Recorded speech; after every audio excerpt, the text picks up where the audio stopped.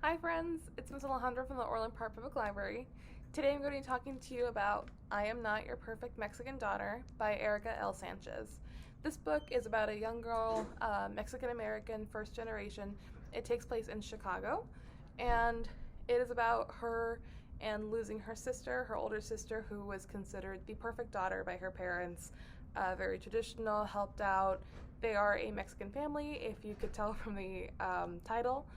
So they had very specific standards and ideas of what their perfect daughter would be, and her older sister Olga was absolutely it.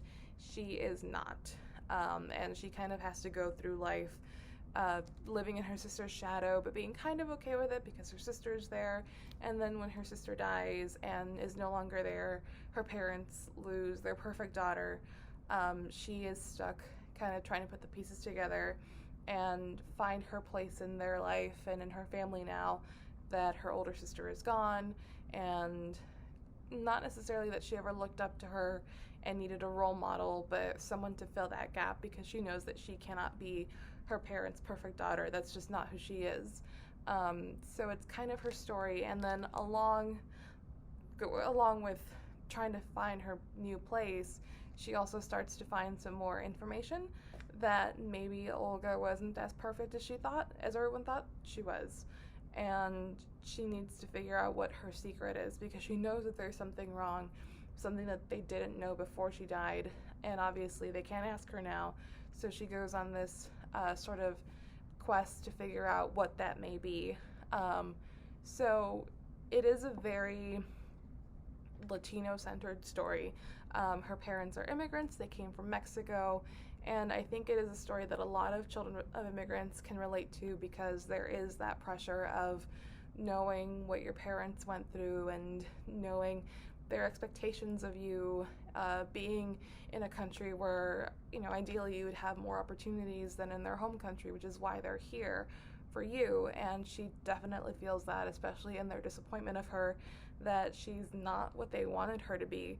And part of that is just because she grew up in a different culture. She does have her Mexican culture that she grew up around, but she grew up in Chicago. So there's the two worlds at play that made her who she is, and her parents, and she embraced it, but her parents don't really know how to deal with that. And there is this constant battle in between her and her parents as to like what is the right thing. She wants to go off to college, and in a lot of Latino families, you don't leave until you get married. So they don't really understand why she wants to go, why she doesn't want to stay with them. Olga never left, so they don't understand why she has to or why she wants to.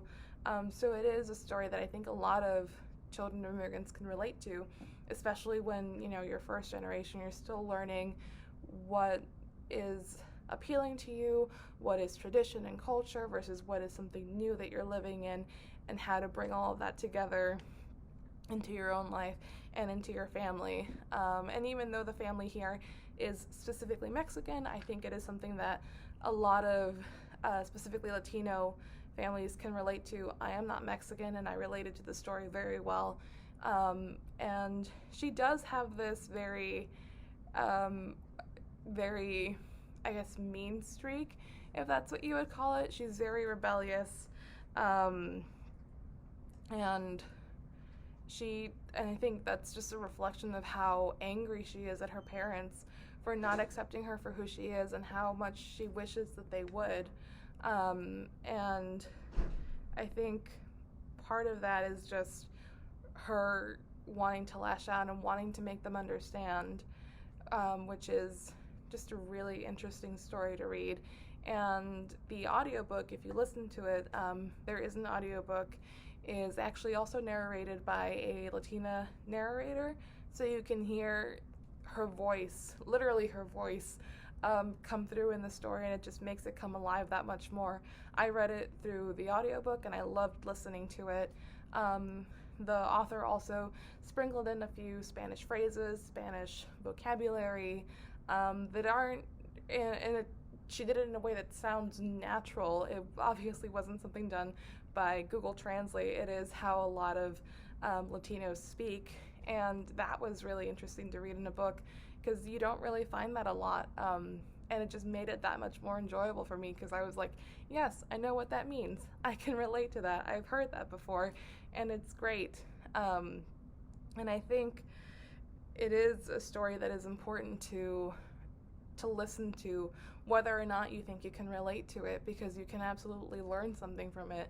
It is the point of view of a child of immigrants that is trying to find her way in a completely new world, in terms of family dynamics, in terms of culture, in terms of tradition, and in terms of literally the environment that she's growing up in. And I think it's a very important story to be heard. It's also very interesting. You do eventually find out what was wrong with Olga that didn't make her the perfect daughter, and it was interesting. Yeah, she was not perfect, and I think that's part of the story, is that no matter how perfect someone may seem, or how perfect her parents thought she was, or her teachers, or her sister, she was not, and that's okay. And had she been alive, it's something that they would have had to deal with as a family, and maybe it would have changed how Julia's parents saw her. But it was a very interesting book. I highly recommend it. I also recommend, like I said, the audiobook, only because you actually get to hear her tone and the words and the phrases, and it's just a completely different experience in a good way, than other books that you might find in contemporary YA. So I hope you guys enjoy it. Thanks so much, guys. Bye.